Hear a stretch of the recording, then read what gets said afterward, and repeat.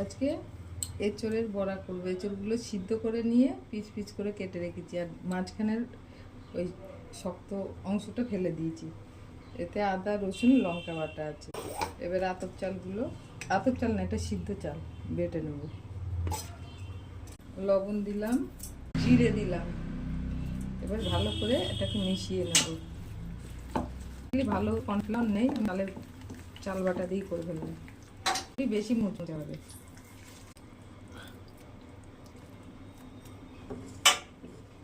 তেল দেওয়া আছে, আর একটু দেবো ভাজাই।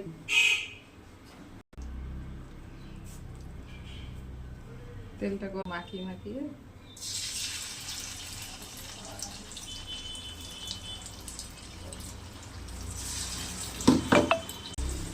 হয়ে গেলে বড়াগুলো আর কটা করবো। মুচমুচে হয়েছে, কর্নফ্লাওয়ার দিয়ে আর একটু বেশি হতো। এঁচোড়ের বড়া না পড়ে হাত দিবি না।